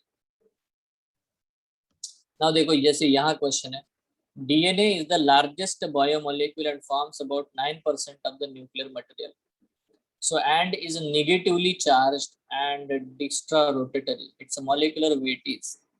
तो ये बेटा क्वेश्चंस हम लोग बाद में देखते हैं, क्योंकि ये क्वेश्चंस यहाँ पे जो अभी तक मैंने पढ़ाया है उससे मैच नहीं कर रहे हैं। ठीक है, तो जैसे ही हम लोग इसको पढ़ेंगे तब ये मैं आप सारी बातें आपको यहाँ पे बताऊंगा। ठीक है, दैट्स इट, सिंपल। नेक्स्ट, अब आते हैं बच्चों टाइप्स ऑफ न्यूक्लिक एसिड। देखो हम लोग दो ही डिफरेंट टाइप पढ़ने वाले हैं न्यूक्लिक एसिड के। एक जो टाइप है उसे हम लोग कहते हैं डीऑक्सीराइबो न्यूक्लिक एसिड, DNA, और जो दूसरा टाइप है उसे हम लोग कहते हैं राइबोज न्यूक्लिक एसिड। तो सबसे पहले अभी हम लोग बात करते हैं बच्चों डीऑक्सीराइबोज न्यूक्लिक एसिड, DNA के बारे में। ठीक है, इसका ऑकरेंस कहाँ पे है, कहाँ कहाँ मिलता है DNA? हर जगह मिलता है बेटा, है ना। क्लोरोप्लास्ट में मिलता है, माइटोकॉन्ड्रिया में होता है, यूकैरियोटिक सेल्स में है, प्रोकैरियोटिक सेल्स में है, वायरस में, ठीक है, जिम, है ना, सब जगह बेटा ये पाया जाता है। ठीक है, some virus have the RNA as a genetic material, तो हम लोग बाद में देखेंगे। नाउ आते हैं, बात करते हैं बेटा DNA के स्ट्रक्चर के बारे में। ठीक है, तो अगर आप स्ट्रक्चर के बारे में बात करते हो तो आपको तो पता हो गया है, मैंने अभी आपको बताया सिंपली। ठीक है, यहाँ आप देख सकते हो बच्चों, यहाँ एक नोटिस कर सकते हो, ये है आपका फॉस्फेट ग्रुप, दिख रहा है? ठीक है, दिख रहा है ना। और यहाँ पे आप नोटिस कर सकते हो, ये है ना, इस तरह से, ये है बच्चों थर्ड कार्बन, और थर्ड कार्बन का देखो यहाँ पे O आपको दिखाई दे रहा है, ये फॉस्फेट ग्रुप है। ठीक है, यहाँ OH है। ठीक है, ये डबल बॉन्ड O है, ये OH। तो इस तरह से बेटा यहाँ का एक H चला गया, यहाँ का H है ना, और O चला गया, and so that the bond is form, that is H2O। आपको ये दिखाई दे रहा है, इधर एक फॉस्फेट आपको दिखाई दे रहा है, इधर एक फॉस्फेट दिखाई दे रहा है। इस तरह से बच्चों दो दो फॉस्फेट जो है उसमें इन्वॉल्व हो चुके हैं। ठीक है, मतलब ईस्टर बॉन्ड वहां पे, इसलिए इसको हम डाई ईस्टर बॉन्ड कहते हैं। It's clear, it's clear. ठीक है, यहाँ आपको वो केमिस्ट्री दिखाई दे रही है उसकी, बच्चों सर दिख वो रहा है OH, chemistry? Sir OH bond तो हट जाएगा ना? कौन सा? हाँ बिल्कुल दिख ही रहा है ना, गया ना, यहाँ पे देखो ना, ऐसा स्ट्रक्चर होता है ना वो।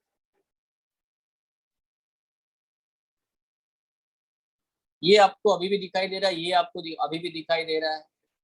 ठीक है, ये पूरा गायब हो गया, इसका सिर्फ ऑक्सीजन दिखाई दे रहा है, समझ रहे हो आप? यस। इस तरह से नाउ इस तरह से बेटा फॉस्फोडाइस्टर बॉन्ड बनता चला जाता है, और ये 5' to 3' होगा यहाँ पे, क्योंकि पांचवा कार्बन फ्री है तो ये हो जाएगा तुम्हारा 5' एंड, और क्योंकि इधर बेटा 3 है ना, थर्ड कार्बन फ्री हो जाता है तो ये हो जाएगा तुम्हारा 3' एंड। ठीक है, नॉर्मल है, कोई बहुत बड़ी बात नहीं है। नाउ देखो यहाँ पे हम लोग ये बात करते हैं कि 11 scientist explain the structure of DNA। Each DNA molecule is composed of 2 anti-parallel polynucleotide chains.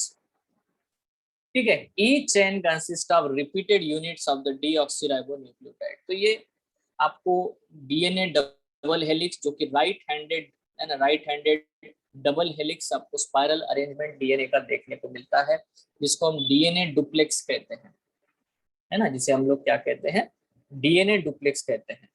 और जितने भी बेस पेयर्स होते हैं, मतलब जितने भी बेस पेयर्स होते हैं उनके बीच में आपको हाइड्रोजन बॉन्ड देखने को मिलेगा।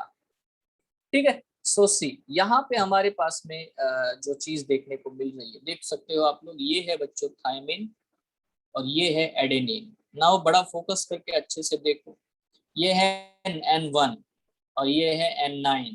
N9 के साथ शुगर अटैच होता है। यहाँ पे आप देख सकते हो बेटा, ये है N1, ठीक है, ये है N3। ठीक है, तो वहां पे जो स्ट्रक्चर दिया था ना, वो 1+1 to 9 लिखा था वहां, और एक 1 to 3 लिखा जाना चाहिए, वहां थोड़ा गलत डायग्राम था। ठीक है, सो नोटिस करो यहाँ पे मैंने क्या बोला, समझ में आया क्या गलत था? नो क्या सर, गलत था? हाँ, नहीं सर। नहीं ना? तो लो मैं यहाँ पे फिर से बताता हूँ। देखो ये जो स्ट्रक्चर मैंने लिखा है यहाँ पे आपको, ये जो दिखाया जा रहा है, मैंने यहाँ पे 1 to 9 लिखा है, बट मैंने छोड़ दिया यहाँ पे। ठीक है, ये जो है ना, first carbon to 9th carbon यहाँ पे लिखा है with the purine, but first carbon to first carbon दिखाया है बोला है। ठीक है, तो वैसा नहीं होता, ये यहाँ पे first carbon to third carbon होता है, यहाँ पे बॉन्ड बनता है। क्लियर? ये वाला इसमें यहाँ पे शिफ्ट हो जाएगा। Is it clear? Yes, okay. तो देखो यहाँ पे थोड़ा सा ध्यान रखना, बस बाकी तो सही है। नाउ सी, ये बहुत ही सिंपल सा पॉइंट यहाँ पे देखो बेटा, यहाँ बिल्कुल नॉर्मल सा पॉइंट हमें देखने को मिलता है 1 to 9, 1 to 3। सिंपली नोटिस करो यहाँ क्या हो रहा है। Just you can see this is N hydrogen bond, this is N hydrogen bond. ये एडेनिन और थायमिन के बीच में डबल हाइड्रोजन बॉन्ड को शो कर रहा है।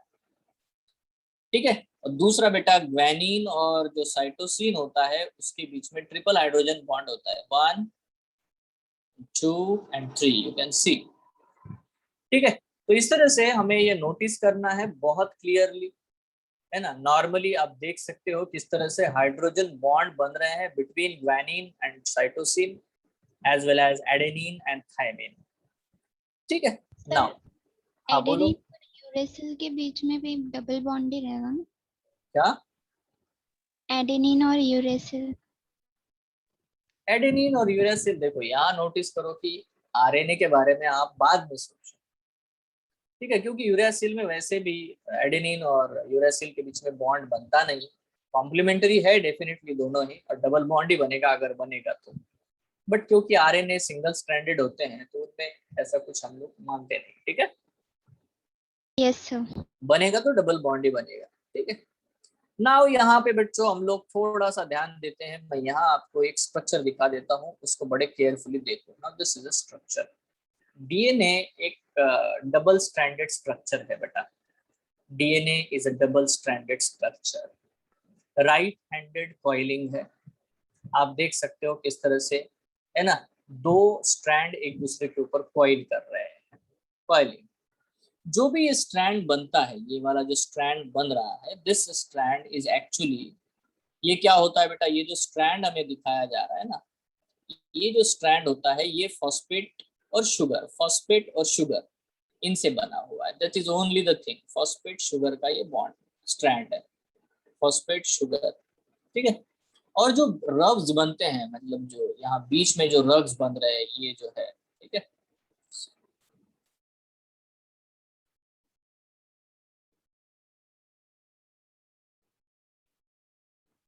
तो ये जो रग्स बनते हैं बेटा बीच बीच में, जो भी आपको दिखाई दे रहे हैं बीच में, है ना, जो भी सीढ़ियाँ जैसी होती है, तो ये जो रग्स आपको दिखाई दे रहे हैं, ये है बच्चों बेस पेयर्स। इनको हम लोग क्या बोलते हैं?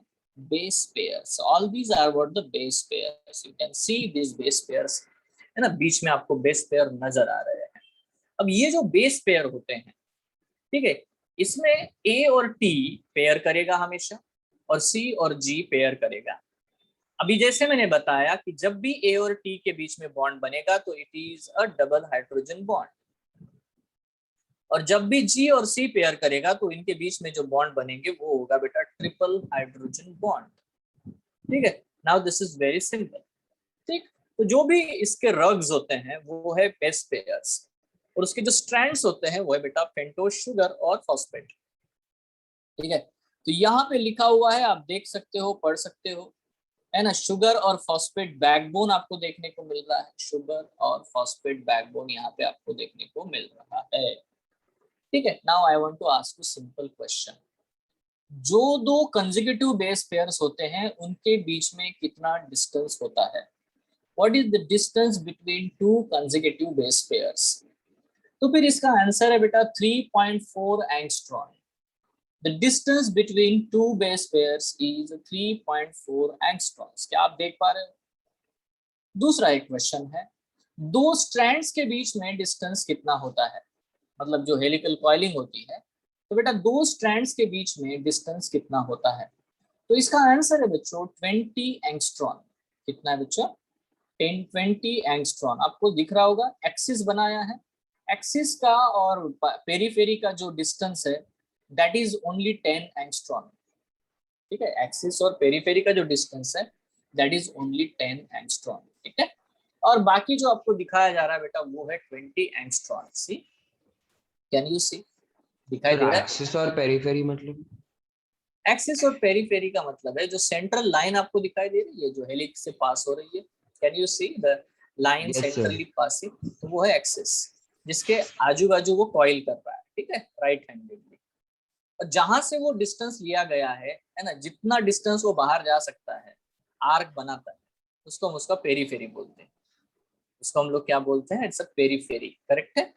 सो 20 एंगस्ट्रॉम और 10 एंगस्ट्रॉम, इस तरह से बेटा ये चीज आपको देखने को मिल रही है। Is it clear? Yes everyone? Yes sir. है ना। तो यहाँ पे देखो, ऐसे तो है ना बहुत सारे different types of the DNA हैं, ठीक है, जो हम लोग को पढ़ने हैं, बट उसके बारे में आपको बताऊंगा। बट राइट नाउ हमें यहाँ नोटिस करना है कि जो 10 बेस पेयर्स हमें दिखाई देते हैं, जो कंसेक्यूटिव 10 बेस पेयर्स मुझे दिखाई देते हैं, है ना, उनको अगर हम लोग मेजर करें तो डेफिनेटली उनके बीच का जो डिस्टेंस होगा वो होगा 34 एंगस्ट्रॉम। क्या होगा distance? The distance will be 34 angstroms. Is it clear? कितना डिस्टेंस है? 34 एंगस्ट्रॉम्स, है ना। 34 एंगस्ट्रॉम्स आपको देखने को मिल रहा है। Why? Because there is a 3.4 angstrom distance. 3.4 angstrom इतना डिस्टेंस आपको देखने को मिल रहा है between the two consecutive base pairs. So between the 10 continuous base pair, the distance is 34 angstrom. तो मैं 3 क्वेश्चन पूछता हूँ, बड़ा सिंपली आंसर दे सकते हो। नंबर 1, दो स्ट्रैंड के बीच में डिस्टेंस कितना होता है? Answer is 20 angstrom. करेक्ट है? यस और सर। नो?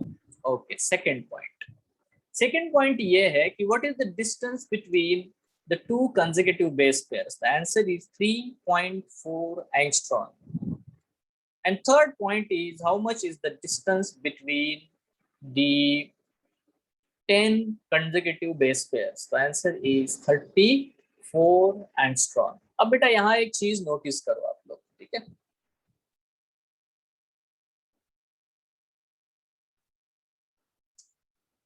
ये जो कॉइलिंग हो रही ना, यहाँ बहुत ध्यान से सुनना, बहुत ही ध्यान से।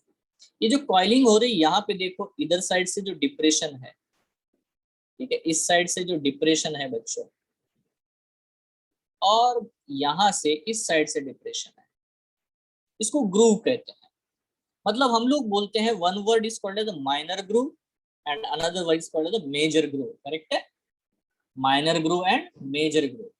तो किसी भी डीएनए में alternately minor groove major groove होते हैं। जैसे कि ये देखो, ये है major groove, this is a major groove, this is a minor groove, this is a major groove, this is a minor, है ना। इस तरह से आपको ग्रूव देखने को मिलेगा, same to same, minor groove, major groove, again minor groove. तो the distance between two continuous minor grooves or the distance between two continuous major grooves, आपको दिख रहा है, इट इज अ 34 एंगस्ट्रॉम। समझ रहे हो? एक कंप्लीट हेलिकल टर्न पूरा होता है, और यहाँ पे होते बेटा 10 बेस पेयर्स, मतलब इसका डिस्टेंस होगा 34 angstrom. Are you sure? Are you clear? ठीक है, मतलब यहाँ से काउंट करोगे ना, ये है 1 2 3 4 5 6 7 8, यहाँ 9 होगा, यहाँ 10 होगा, कुछ तो भी सो दो कंसेक्यूटिव जो माइनर ग्रूव होंगे या टू कंसेक्यूटिव मेजर ग्रूव होंगे, उनके बीच में हमेशा 10 बेस पेयर प्रेजेंट होंगे, and so that the distance between two minor grooves or the distance between two major grooves is 34 angstrom. Clear है? Yes बच्चों, है ना? तो ये है कंप्लीट टर्न, एक कंप्लीट टर्न होता है, इसको मतलब देखो ये जो है ना, from this minor groove to this minor groove एक पूरा 360 डिग्री कर्व आपको देखने को मिलेगा। 360 डिग्री पूरा कंप्लीट टर्न हो जाता है, कंप्लीट टर्न। इसी को बोलते हैं हम लोग पिच एंगल। इसे क्या बोलते हैं हम लोग? पिच एंगल कहते हैं।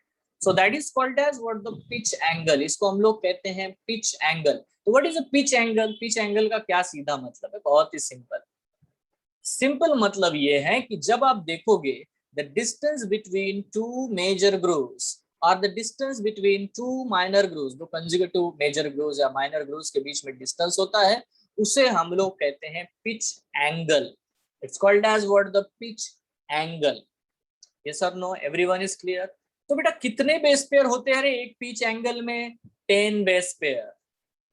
How many? 10 base pairs. ठीक है, पूरा 360 डिग्री कर्व कर दिया। ये चीज क्लियर है बच्चों? No sir. नहीं। एनीवे चलो इशू पूछो, क्या क्लियर नहीं है? Sir pitch angle. Pitch angle का क्या मतलब है? यहाँ देखो, यहाँ से शुरू हुआ है ना, रोटेट होता हुआ, और पूरा यहाँ पे बेटा सर्कल कंप्लीट हुआ। अब ये सर्कल आपको दिखाई दे रहा है यहाँ पे कंप्लीट हुआ है, तो देखो ये इसको स्टार्ट करते हैं बेटा रोटेट कराना। इसको शुरू करते हैं, ये आधा आया, ठीक है, यहाँ से, और बेटा यहाँ आकर के पूरा हो गया। मतलब क्योंकि आपने यहाँ से शुरू किया था, तो ये ऐसे ऐसे जाकर के ऐसे होगा ना, तो ऊपर से देखोगे तब एक सर्कल पूरा होगा, सर्कल कंप्लीट होगा। इसी को बोलते हैं 360 डिग्री। बट 360 डिग्री डायरेक्ट ये सर्कल पे नहीं आ रहा, तो वो बना रहा है पिच। ठीक है, यहाँ से लेंदी पिच बना रहा है ताकि वो सर्कल ओपन है, बट ऊपर से दिखोगे तो सर्कल दिखेगा। क्लियर है? Yes sir. मतलब यहाँ से दिखोगे आप तो आपको दिखेगा कि हाँ यार सर्कल है, बट एक्चुअली यहाँ पे एग्जैक्ट सर्कल नहीं है। यहाँ पे वो एक्चुअली हेलिकल कॉइल करके पूरा अपना 360 डिग्री पूरा कर रहा है। और जब बेटा वो हेलिकल कॉइल करता है एक पूरा कंप्लीट वो 360 डिग्री, उसी को हम लोग बोलते हैं पिच एंगल, है ना। 360 डिग्री मतलब देखो यार, आप किसी भी सर्कल का सरकमफेरेंस भी देखोगे तो कितना डिग्री होता है यार, हैं? कितना होता है? 360 डिग्री। हाफ होगा तो कितना डिग्री होता है यार? 180 डिग्री। करेक्ट है ना? Yes sir. तो हाफ कहाँ पे पूरा होता है? यहाँ से शुरू करो, यहाँ पे बेटा हाफ आ जाता है। ठीक है, if you start from here it will, है ना, यहाँ पे बेटा हाफ आ जाएगा और यहाँ पे वो कंप्लीट कर देगा। तो यहाँ तक आते आते कितना डिग्री हो गया? 180 डिग्री। इसीलिए तो ये सेंट्रल एक्सिस लिया है यहाँ पे। सेंटर क्या है? इट इज, है ना, दिस इज क्रॉसिंग, यहाँ से जा रहा है वो, सेंटर पॉइंट है डेफिनेटली यहाँ पे ये चीज। नाउ दैट पॉइंट इज कि देखो मैं एक बिल्कुल सादे पॉइंट्स आपको बोल देता हूँ। नंबर 1, दो स्ट्रैंड के बीच का डिस्टेंस कितना है? The number 1। अभी तो ये मैं पूरा स्ट्रक्चर बना करके दिखाऊंगा एकदम, है ना, कंटिन्यूअस फ्लो में, तो आपको सारी चीजें क्लियर रहेगी। ठीक है, अभी तो सिर्फ यहाँ जो जो इंफॉर्मेशन डेटा है कलेक्शन दिखा रहा हूँ मैं, collection of data. Number 1, 20 degree angstrom distance between two strands. Number 2, the distance between two consecutive strands is a 3.4 angstrom. Number 3, the distance between 10 consecutive base pairs is a 34 angstrom. Number 4, another pitch angle is 360 degree. And pitch angle जो भी आपको देखने को मिलता है completely, है ना, consist of 10 base pairs, उसमें 10। तो बेटा है ना, it's always starts from the one minor group to the another minor group और one major group to the other major group. इतना क्लियर है? Yes yes sir. ठीक है। नाउ सपोज अगर हम लोग ये बात करते हैं यहाँ पे, सर तो फिर 180 डिग्री पिच में सिर्फ 5 बेस पेयर होंगे? बिल्कुल 180 डिग्री पिच में आपको सिर्फ 5 बेस पेयर आएंगे, क्योंकि आधा ही कंप्लीट होगा। यहाँ से शुरू हुआ, यहाँ पे खत्म हो गया। ठीक है, तो आधा ही अगर खत्म होता है तो डेफिनेटली बेटा ये पूरा होना चाहिए, तब जाकर आएगा। तो अभी देखो मैं जो पॉइंट कह रहे जा रहा हूँ बड़ा ही सिंपल है। मैं यहाँ पे थोड़ा सा बच्चों यहाँ आपको डायग्रामेटिकली इधर लेके जाता हूँ, है ना, क्लियर करता हूँ। देखो बच्चों, है ना, मैंने एक बनाया ऐसी सीढ़ी, दिस इज अ लैडर। ठीक है, इससे आपको पूरा समझ में आता है एक्चुअली। ये दो स्ट्रैंड है, इनके बीच का डिस्टेंस है बेटा 20 एंगस्ट्रॉम। क्लियर है क्या रे? दिस आर टू स्ट्रैंड्स ना, ये एक स्ट्रैंड है ना? Yes, yes sir. ये स्ट्रैंड है, ये एक स्ट्रैंड है, इनके बीच का जो डिस्टेंस है वो है 20 एंगस्ट्रॉम। सेकंड पॉइंट, अब इसमें रग्स है 1 2, ये इस तरह से। ठीक है, अब ये जो रग्स मैं बना रहा हूँ इनके एक एक के बीच में जो डिस्टेंस है वो कितना है? एक एक के बीच में जो डिस्टेंस है 3.4 एंगस्ट्रॉम। करेक्ट है, ये जो डिस्टेंस है that is 3.4 angstrom. Everyone is clear? Yes, yes sir. Now count करते हैं 1 2 3 4 5 6 7 8 9, यहाँ पे कर लेते हैं 10। तो ऑब्वियसली बेटा ये जो 10 मुझे दिखाई दे रहा है, ये पूरे जो 10 दिखाई दे रहे हैं, ये जो है बच्चों इनके बीच का डिस्टेंस हो गया 34 एंगस्ट्रॉम, है ना, 34 एंगस्ट्रॉम। Is it? नाउ अगर ये राइट हैंडेड कॉइलिंग करेगा तो मतलब अगर इसने ऐसा कॉइल किया तो देखो, है ना, ये ऐसे कॉइल करके, है ना, ऐसे कॉइल किया तो कॉइल कर दिया भाई एक कंप्लीट। ठीक है, दूसरा एक देखो उसका स्ट्रैंड है, ऐसा है, राइट हैंडेड कॉइलिंग मुझे हम लोग बना रहे हैं। ठीक है, अब ये वाला पहला यहाँ पे हमने ड्रॉ कर दिया, फर्स्ट स्ट्रैंड, फिर सेकंड स्ट्रैंड, फिर थर्ड स्ट्रैंड, फिर फोर्थ स्ट्रैंड और फिफ्थ स्ट्रैंड। ठीक है, अगेन यहाँ पे 1 2 3 4 5। मतलब ये जो डिस्टेंस है ना कॉइल करने पर, ये देखो ये स्ट्रैंड्स है। ठीक है, स्ट्रैंड्स कॉइल कर रहे हैं, तो आपको जो डिस्टेंस दिखाया जा रहा है, ये देखो ये माइनर ग्रू हो गया एक, और ये एक माइनर ग्रू हो गया। तो बेटा यहाँ पे जो डिस्टेंस है ना, वो है एक्चुअली यही 34 एंगस्ट्रॉम। बट क्या आप नोटिस कर सकते हो, क्योंकि उसने कॉइल किया, जब कॉइलिंग किया तो आपको दिखाया जा रहा है कि हाँ यार सही है, ये देखो इस तरह से। ठीक है, जब इसने कॉइलिंग किया, जब कॉइल करते करते बेटा ये जो है देखो, यहाँ पे अगर एक, यहाँ पे एक मेजर ग्रू है तो यहाँ पे एक मेजर ग्रू है, तो इस साइड से देखोगे तो दो मेजर ग्रू के बीच का डिस्टेंस है, इस साइड से देखोगे तो दो माइनर ग्रू के बीच का डिस्टेंस है। यस और नो? Yes sir. हाँ, तो ये जो डिस्टेंस है वो होगा 34 एंगस्ट्रॉम। बट क्योंकि ये कॉइल हुआ है, राउंड सर्कल में कॉइल हुआ है, ठीक है, तो यहां से जब बेटा हम लोग देखेंगे तो क्योंकि यहां से शुरू किया, इसने कॉइलिंग करना शुरू किया है, ठीक है, यहां से कॉइल करना शुरू किया है, ऐसे गया, ठीक है, और यहाँ पे खत्म हो गया। तो जहां तक उसने कॉइलिंग किया है, ये वाला जो पोर्शन है बच्चों, इस पोर्शन को this is actually considered as, very simply इसको मैं कहता हूँ, क्या कहता हूँ, एक कंप्लीट पिच एंगल। क्या कहता हूँ बेटा मैं? Pitch angle. That is what the, कितना होगा बच्चों? 360 डिग्री। बट आपको अभी पॉइंट नोट करना है।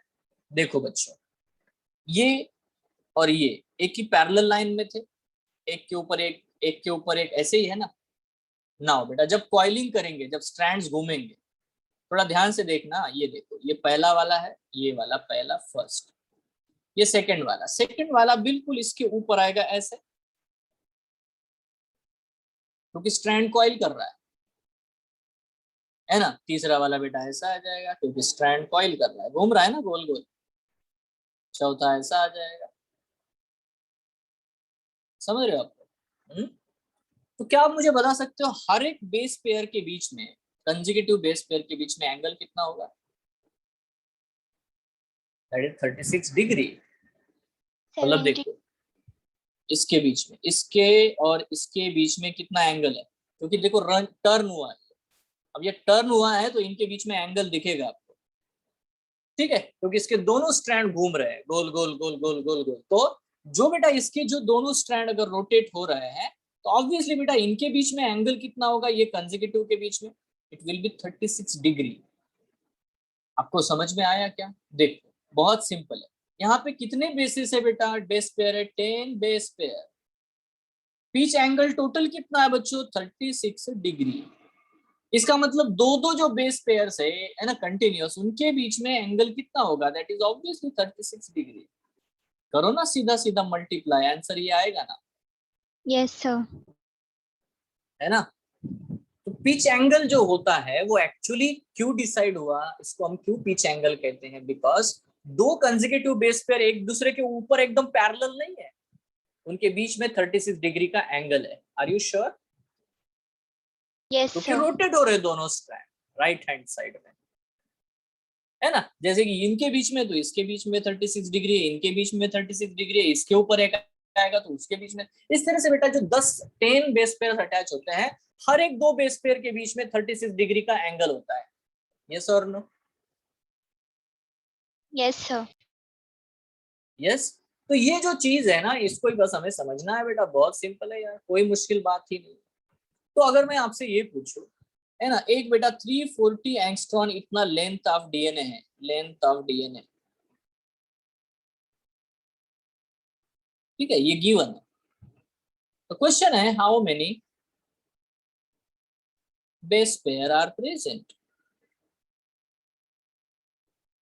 क्या बता सकते हो आंसर इसका?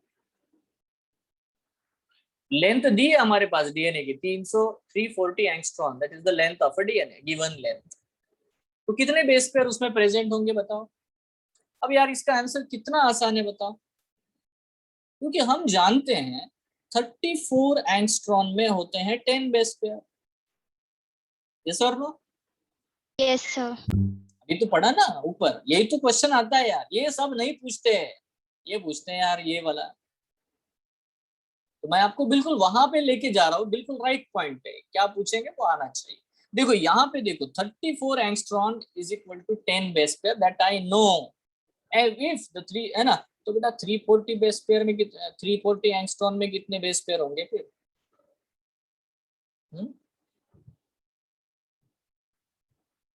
सर 34।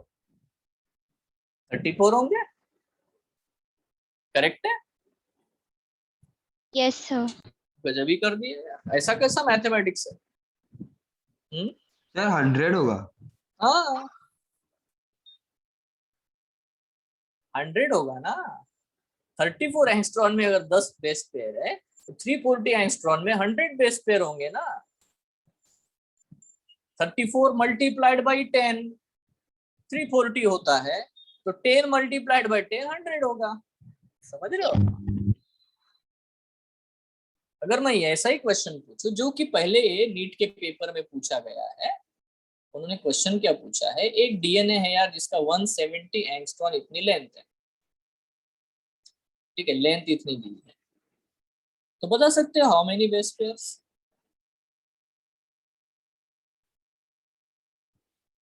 सर 50। बस यही तो क्वेश्चन उन्होंने पूछा था, क्योंकि आपको पता है यार अगर 34 एंगस्ट्रॉन में, है ना, 10 बेस पेयर्स है, तो ऑब्वियसली बेटा यहाँ पे 170 एंगस्ट्रॉन में कितने होंगे, है ना? तो क्रॉस ही तो मल्टीप्लाई करना है, और क्या है, सीधा सीधा ही तो है। यस और नो? यस बच्चों? Yes sir. हेलो, बस इतना ही तो आता है। अब यार वो तो कुछ भी कर सकते हैं, मतलब you know that can be, suppose मैं अगर ये आपसे पूछूं कि देखो 1000 बेस पेयर है, there are 1000 base pair in a DNA, ठीक है, इन अ डीएनए, ठीक है, तो what will be its length in angstroms? उसकी लेंथ कितनी होगी अगर 1000 बेस पेयर है तो? अब इसमें आपको पता है यार 10 बेस पेयर की लेंथ होती है 34 एंगस्ट्रॉम, करेक्ट है? Yes sir. है ना? 10 बेस पेयर की लेंथ होती है 34 एंगस्ट्रॉम, तो बेटा 1000 बेस पेयर है तो कितनी लेंथ होगी? 3400। Is it clear? अरे आ गया रे सबको? यस? हेलो, सबको Yes. आ गया? ये बेसिक सा प्रॉब्लम, बहुत बेसिक सिंपल प्रॉब्लम है ना, कुछ भी बहुत बड़ी बात नहीं है, just simple question, simple answer. आपको कितना चीज पता होनी चाहिए? Only one point. और वन पॉइंट कौन सा है कि 34 angstrom is equal to 10 base pair. If you know this simple point, that's it, done. Now suppose if I will write down here something, see 1 nanometre is equal to 10 angstrom. क्या बच्चों, क्या लिखा मैंने? 1 nanometre is equal to 10 angstrom. 1 nanometre is equal to 10 angstrom, ये लिखा है मैंने। तो क्या होगा रे इसका मतलब? क्या होगा, है ना? इसका मतलब ही होगा कि 10 base pair is equal to 3.4 nanometer. Correct है ना? समझ में नहीं आया क्या बेटा, सर, ये नहीं समझ में आया।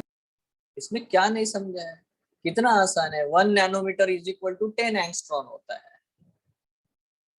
है ना? 1 nanometre is equal to 10 angstrom unit है। 1 centimetre is equal to how many metre? 1 centimetre is equal to how many kilometre? ऐसा, how many 1 kilometre is equal to how many metre? ये हम लोग कन्वर्जन है ना करते हैं ना, वैसा ही कन्वर्जन है ये कि 1 नैनोमीटर की वैल्यू है 10 एंगस्ट्रॉम इतनी। तो बेटा 34 नैनोमीटर मतलब कितना होगा? 34 नैनोमीटर मतलब 3.4 नैनोमीटर। करेक्ट है? Yes sir.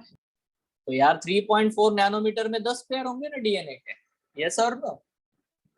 तो एक्चुअली डीएनए से रिलेटेड दो ही यूनिट पूछते हैं, या तो वो नैनोमीटर पूछते हैं या तो बेटा एंगस्ट्रॉम पूछते हैं। तो आपको ये रिलेशनशिप पता होनी चाहिए कि 1 nanometre is equal to 10 angstrom. अगर हम इसको यूज करेंगे यहाँ पे डीएनए की स्टडी में, तो दो कंसेक्यूटिव बेस पेयर के बीच में डिस्टेंस कितना होगा? 0.34 नैनोमीटर। करेक्ट है क्या? Yes sir. ठीक है। 10 बेस पेयर के बीच का डिस्टेंस कितना होगा? 3.4 नैनोमीटर। वैसा ही दो स्ट्रैंड्स के बीच का डिस्टेंस कितना होगा? 2 नैनोमीटर। तो 20 एंगस्ट्रॉम है ना बच्चों? Yes sir.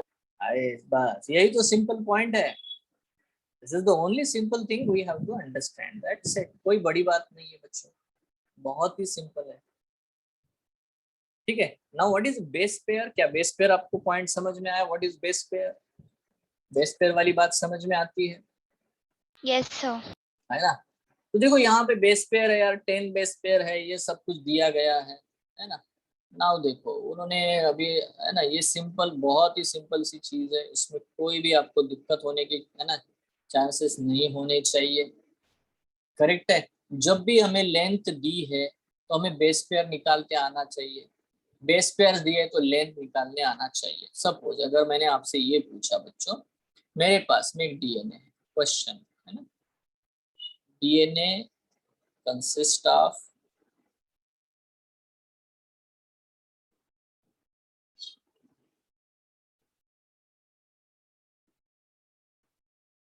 2000 bases।